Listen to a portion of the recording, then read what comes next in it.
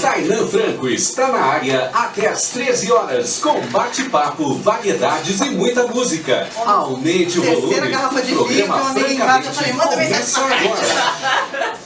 Funcionou. Eu quero que foi assim, tipo, quem vai? Eu não posso. E eu não gosto da minha vida. Ó, já estamos aqui falando, batendo papo. Muito bem-vindos ao programa Francamente dessa sexta-feira. Hoje, oficialmente, uma semana. É o quinto programa, né? Quinto programa.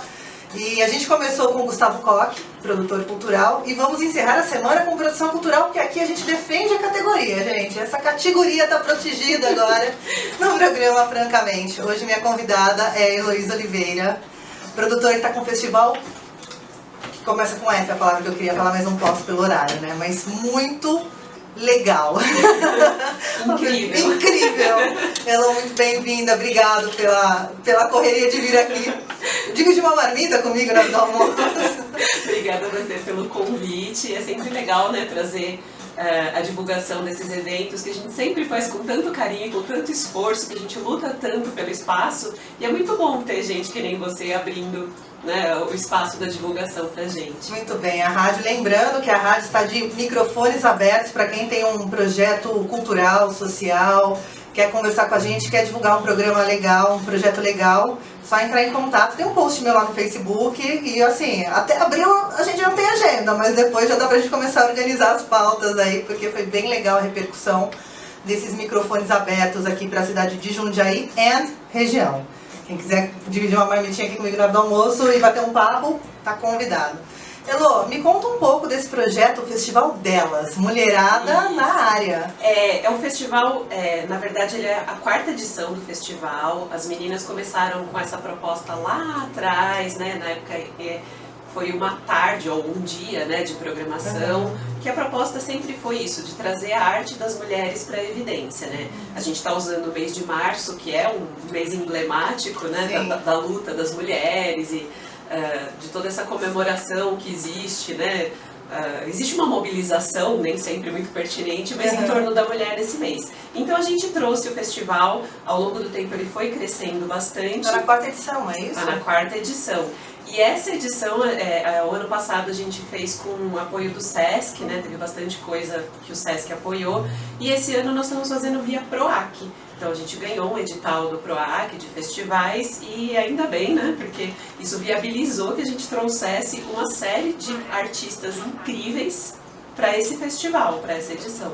E é legal falar que as leis de incentivo elas são muito deturpadas por aí, né? Existe muita fake news em cima das leis de incentivo, mas é bom lembrar da importância das políticas públicas para a cultura, para fomentar realmente, né, a cultura, né, os projetos de artistas. Não é que artista vive de dinheiro público, né? É uma outra questão. As pessoas confundem bastante as coisas, né? Todo mundo gosta de ver uma série, de ir num show, e as pessoas têm a ilusão de que isso acontece de graça, né? Que se forma artistas e técnicos e situações e espaços culturais, mas que isso é sei lá, brotou da terra, né? Parece que... Vive de amor, artista vive de amor. Vive de brisa.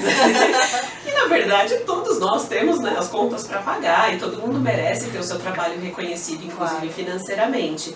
Então a gente entra nessa área do incentivo fiscal, das leis voltadas para a cultura, que está trazendo ultimamente um estigma muito grande, né, de que isso seria de alguma forma uma benevolência ou o Estado sustentando pessoas que não querem trabalhar, que não estão fazendo nada. Que não estão fazendo nada. E a gente que está no meio sabe que o povo que trabalha. O povo que trabalha. Inclusive, o impacto da cultura no PIB brasileiro ele é grande, ele não é um número insignificante, né? A gente tem trabalhado muito com isso no festival também, porque como o propósito dele é fomentar a mulher na arte, a mulher no mercado da cultura, a gente traz uma parte formativa que também é para dar para as mulheres, né, a capacidade de atuar em cargos que até então eram predominantemente masculinos.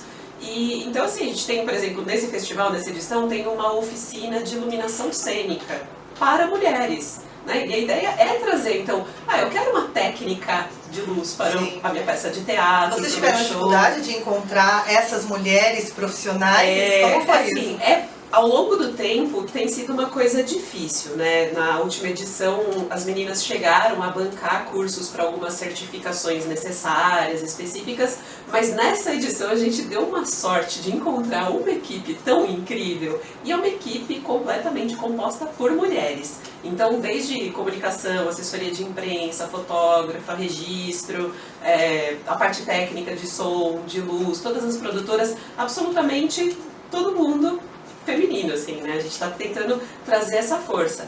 Mas é isso, assim, é uma coisa muito rara, né? Você, quando a gente trabalha com arte, você sabe que não basta você ter uma técnica, né? Porque são 34 atividades. Uau. E a gente tem uma técnica de luz, uma técnica de som, e talvez a gente pudesse ter mais gente aí, né? Então, né, trazendo para essa questão da lei de incentivo e do PIB, a gente também cria oportunidades de trabalho e busca, né, na medida do possível, remunerar essas pessoas pelo que elas estão fazendo, né? Então não é a benevolência, é um trabalho. Não é de amor, né? Não, e é um trabalho do qual as pessoas usufruem, né? E essa questão assim de, mas a cultura, né, é uma coisa supérflua, não serve para nada.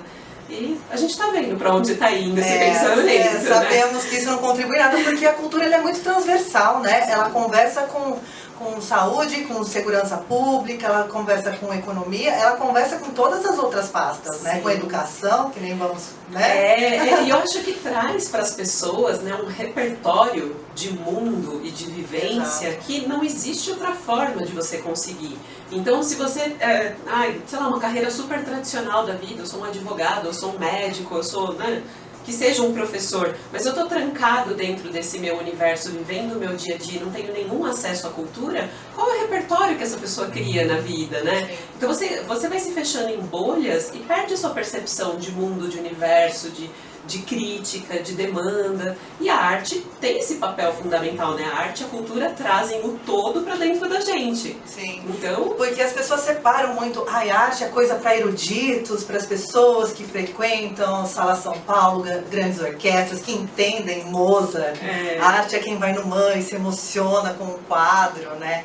E a arte e a cultura é muito mais que isso, né? É muito mais que isso. Eu acho que são caminhos de ida e de volta que a gente precisa começar a trilhar, né? Eu acho que sim, todo mundo tem que ter a possibilidade de ir para a Sala São Paulo, de ir para um museu muito famoso, mas também as pessoas que frequentam esse nível, né, que existe uma corrente que chamava de alta cultura, que é horrível, mas enfim. Né? A elite intelectual da cultura. Eu acho que essa elite também tem que conseguir transitar e enxergar o que é a cultura que nós realmente temos no país. Sim. Porque não é essa dita alta cultura, né? O que a gente tem é uma coisa riquíssima, de fontes muito variadas, de pessoas que vêm construindo ao longo de muito tempo identidades muito fortes, linguagens muito fortes, poéticas muito fortes. Então é todo um sistema, né, que a gente precisa começar a amarrar. E é isso, assim, faz parte de todo mundo, tá em todo mundo. Mas aí entra essa coisa de, mas eu não quero pagar por isso, né? O governo não pode investir. E a gente precisa, assim, eu acho importante o debate.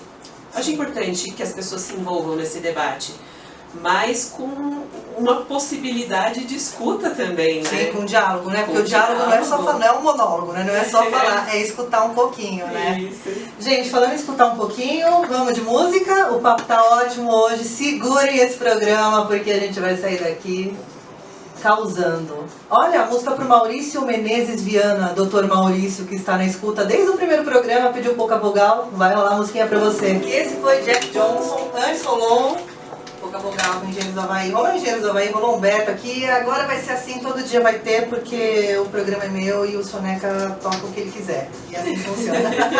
Que é o Soneca que manda na trilha sonora do programa aqui. E voltamos com a Heloísa Oliveira para falar do festival delas. A gente está aqui no maior bate-papo sobre a produção do conteúdo do festival. Quanto tempo? As pessoas não têm ideia como se faz um festival. É do dia pra noite, acordei, vamos fazer um festival. Foi ontem, a gente acordou com essa ideia. Na verdade, a gente começou a se reunir para tratar dessa edição do festival logo que acabou a edição do ano passado, né? Então, basicamente, desde abril do ano passado que nós estamos em cima desse projeto, conversando com as pessoas, articulando com as artistas, buscando meios de viabilização, e a gente inscreveu no PROAC, foi contemplado, né? E até trilhar esse caminho é muito complexo, né? Nós estamos fazendo o festival em 19 locais diferentes, com 34 atividades. E a articulação disso tudo é uma coisa que demanda, né, muita energia, muita disponibilidade. E nós somos uma equipe, né, então... as decisões, elas são tomadas em coletivo, está sendo um grande crescimento para mim, inclusive, porque é a primeira vez que eu trabalho nesse formato, né? Mas a gente tem, então, em teoria, assim, né, nos nominhos, eu estou fazendo a produção executiva, a Kátia Manfredi fazendo a produção artística, e aí nós temos 3 curadoras, que são a Mariana Benatti, a Isadora Reis e a Paula Pimenta. Mas, na realidade, né, nós somos em 5 distribuindo o trabalho. E, ao longo desse tempo todo, a gente foi trilhando, né, todo o caminho do projeto. Então, não é uma coisa que acontece do dia para a noite, é uma coisa que a gente pensa com muito carinho, que a gente planeja muito, que a gente busca apoios e parceiros para viabilizar. Então, é um caminho longo, mas muito gostoso também, né? E assim, as pessoas imaginam, tá fazendo um festival, fez do dia pra noite festival e ganhou dinheiro. Só que se você dilui ao longo dos meses... Se você faz uma continha e coloca o projeto numa planilhazinha assim, eu diria para todo mundo ganhar pelo seu trabalho e conseguir viabilizar é um caminho tortuoso. Eu diria até que a gente ainda não chegou nesse modelo em que nós estamos sendo adequadamente remunerados pelo trabalho. A gente faz muito pela convicção, por acreditar na construção desse espaço, no tema. Também não estamos exatamente saindo no prejuízo, mas a realidade é essa, né? Que as remunerações dentro do mercado da cultura têm sofrido sim um estrangulamento, os editais têm valores cada vez menores, número de prêmios cada vez menores, as leis de incentivo, né, como a gente já comentou, estão sendo um pouco demonizadas e a gente tem dificuldade de penetração e é uma pena, porque, né, é uma pauta tão importante. A gente está fazendo, a gente tem também o apoio da Prefeitura de Jundiaí na cessão de diversos espaços e a Prefeitura também está trazendo essa temática para alguns eventos, a violência contra a mulher e o espaço da mulher na sociedade. Então são coisas que a gente tem que trazer para o debate, né? São muito relevantes.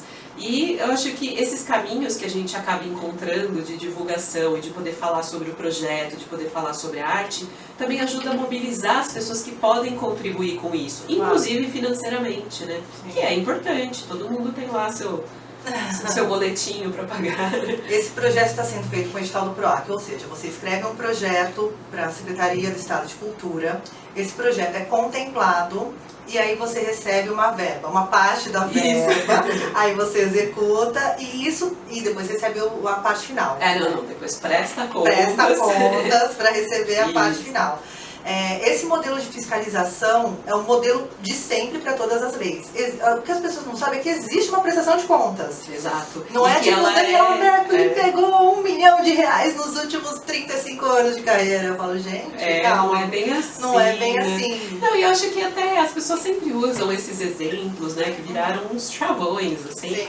Mas a realidade é que tem muito projeto muito bom que sobreviveu até hoje através desses incentivos. Então, os planos anuais de instituições e de museus... O projeto Guri é um, né? O projeto Guri utiliza, né? Então, se você citou a Sala São Paulo, a cultura elitizada, eles também usam muito desses meios de financiamento. E, na verdade, o meio de financiamento ele é só uma forma do governo dizer para a sociedade: vocês também têm a chance de escolher para onde vai esse recurso. Aí tem algumas distorções e eu acho, de novo, né, que o debate é muito saudável. Realmente você avaliar para onde está indo essa verba, para onde ela poderia estar indo, que melhorasse. Quem está prestando contas e como está sendo investido é importante. Mas eu sei que você trabalhou também bastante com lei de incentivo e a gente sabe que uma vez que o produtor faz pela metade, ou que ele faz e a prestação de contas não está a contento, existem penalizações, né? Parece que é uma festa, parece que é uma facilidade, mas é muito mais difícil do que fazer as coisas na esfera particular, né? Você tem toda essa questão de planilhas e planilhas e notas fiscais e você não pode gastar um centavo fora do que estava previsto, né? E tem lá a nota fiscal, a cópia do cheque, o extrato bancário, gente. Tipo, a produtora tem que se virar para fazer a prestação de contas bater, senão toma um gancho ali, né? Um processo administrativo, um gancho, fica Não, e não só o gancho, né? Você precisa ressarcir qualquer valor que não for devidamente comprovado, que foi utilizado para aquilo. E a gente que está trabalhando de uma forma séria, né? Você acaba muitas vezes também sendo penalizado por pessoas que não levam tão a sério assim. Então hoje em dia os processos, as pessoas não têm essa dimensão. Toda arte que eu for fazer, eu preciso de aprovação do PROAC para saber se está dentro da conformidade.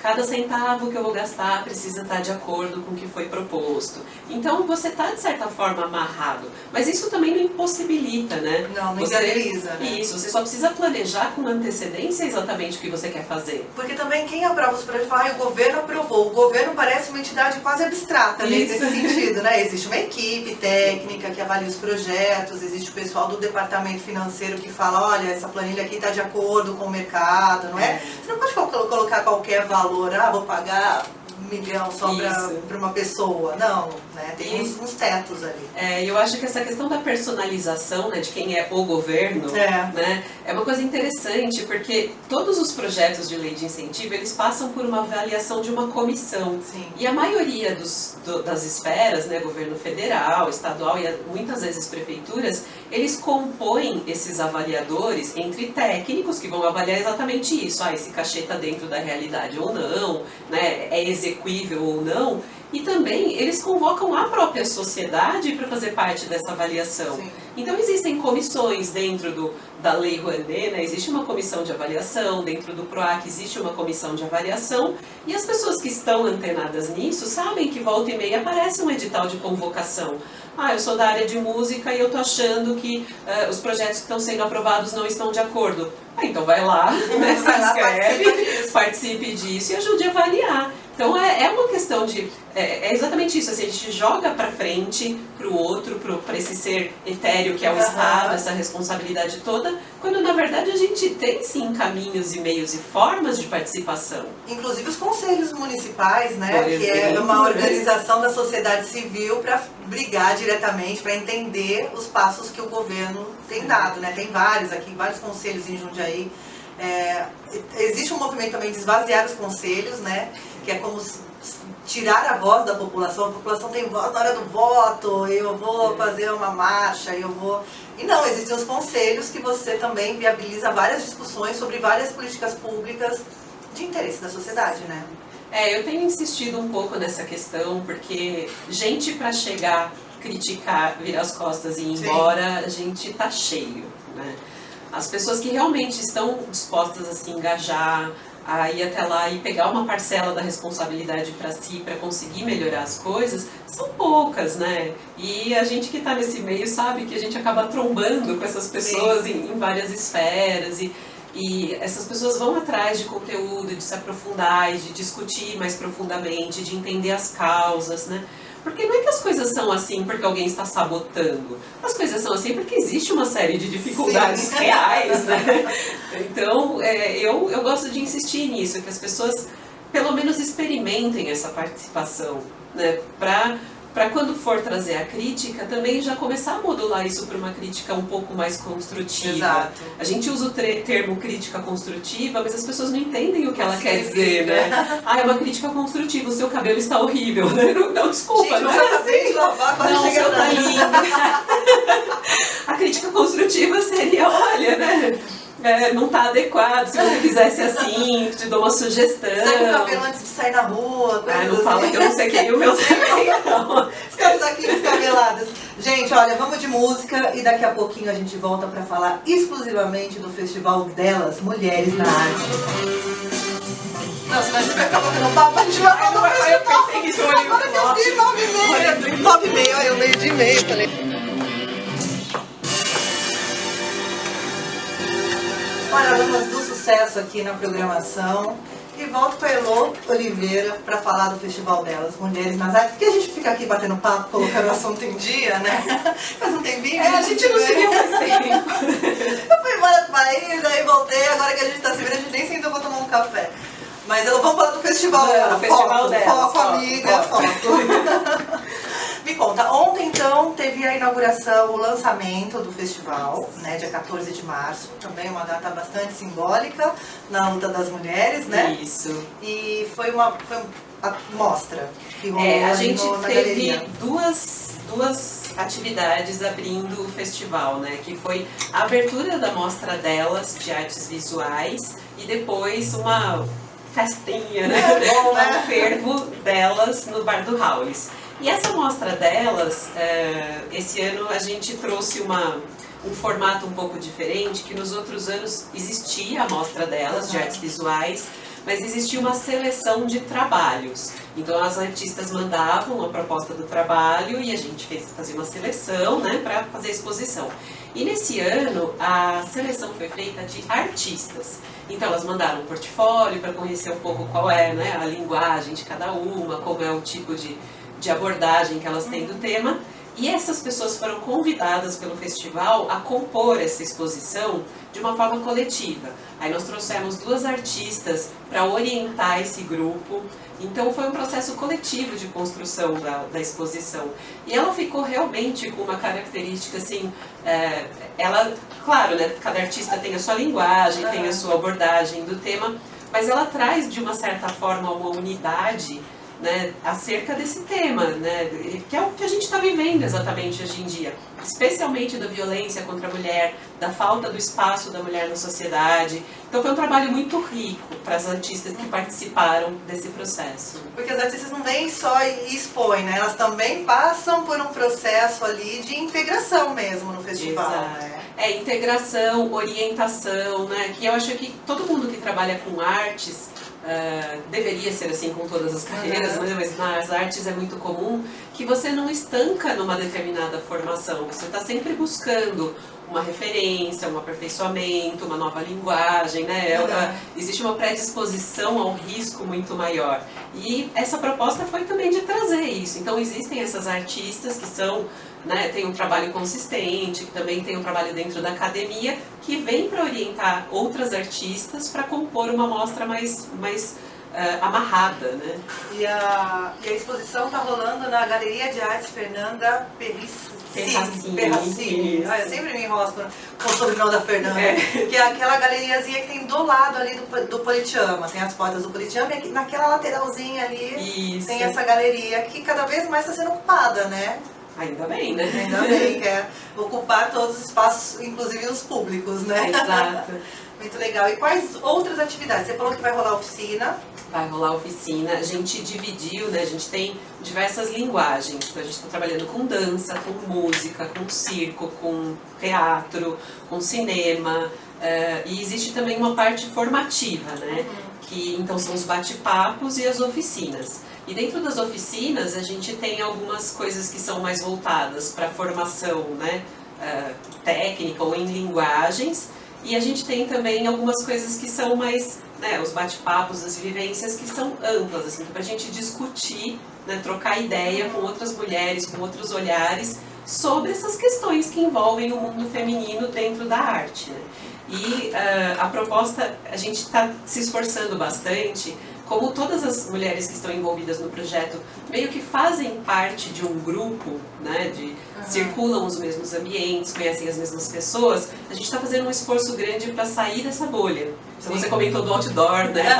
Eu falei, gente, o negócio tá sério. Outdoor na frente do Shopping Jundiaí. Tem um outdoor lindo ali na 9 de julho, quem quiser ir lá tirar foto com o outdoor, eu acho que vale a pena. A arte tá maravilhosa. Quem que é a arte do festival? A gente tem uma equipe, né, de comunicação, e nós trabalhamos com 2 artistas, que foi a Rafaela Dardengo e a Mari Moura. A Mari Moura, inclusive, também faz parte da mostra.